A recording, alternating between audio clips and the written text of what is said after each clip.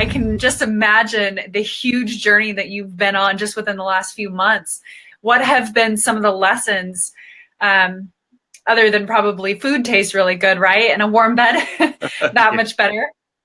Yeah, and it's funny. It is related to food in a way. When I was beginning my travels, I had to learn how to regulate how much I ate, so that I would have enough funds to pay for a hostel or pay for a plane ticket or train ticket.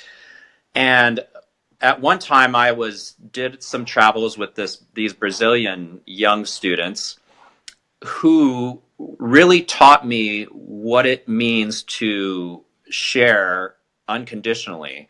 So my first travels involved going down the west coast and down the south of Ireland. And so with these students, there were four of us. We rented a little car, and they brought bread, potato chips, and I think more bread. And I was thinking, how are we going to live off of bread? Um, and these poor guys, they're just sharing whatever they can with me. As the trip progressed, though, I was eating bread with them. Everything they brought, they shared with me. They would open a package at one corner of the car and it would make its way all the way around. Whereas I had a few items with me and I was kind of keeping those close to me because I had developed the habit of, well, I don't know if I'm going to have enough for myself.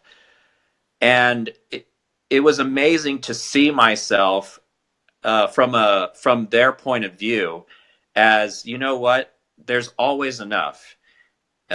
There's this brotherhood that we have where you don't hold out, because if the person next to you needs something and you have it, share it.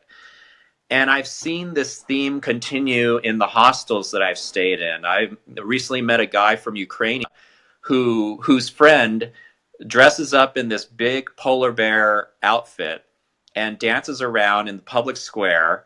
And he was bringing honey to his friend, the polar bear, uh, to help him keep more energy. And was bringing him his bread. Also, bread seems to be really popular out here in Europe, but he was bringing whatever he could so he could help his friend make a living out there. And whatever people have that they can share to anyone in need, they just do it without question. And so something that has really just shocked me awake was that, wow, how could I ever withhold ever again from helping somebody out? And why would I ever be concerned that if I give to somebody, I'm not going to have anything for myself? And in that spirit of sharing that I've seen from these individuals, I was able to break myself free from that sort of egoic, like, oh, I gotta protect what I have because I don't know when more is going to come. And it's amazing. Even though I'm preaching this idea of follow your bliss and doors will open, there were still little aspects of my personality that still needed to be awakened to a broader vantage point of, hey, not only will doors open, but everything you need will be provided for, provided you are giving. And so I learned selflessness from so many people in so many different races throughout so many different languages who just give of themselves freely. And it seems like, especially on the road of travelers, we look out for each other now. And I say we because I've definitely joined their ranks. I'm literally, everything I own is in a backpack now. And it's an interesting experience, but I'm now a backpacker in Europe, and I never thought that would happen. And yeah, I've definitely been opened up to selflessness, just being out here and not knowing exactly when my next meal will come, but not being concerned about it, because as long as I'm giving, I'm always receiving, and I've seen it time and time again.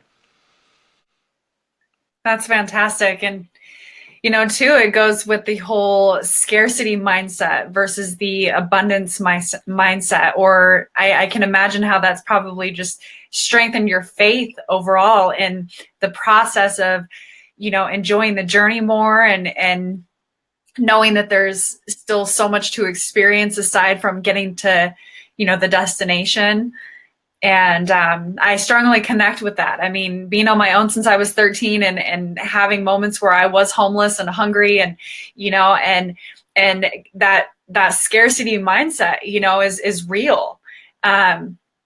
But here we are, right? Stronger than ever because of these experiences, and that much more, like you said, with you now feeling so connected to these people. It empowers not only your resilience to get through challenge and to have that faith, but to have that compassion for others, knowing what it feels like, and you've been there. That's excellent.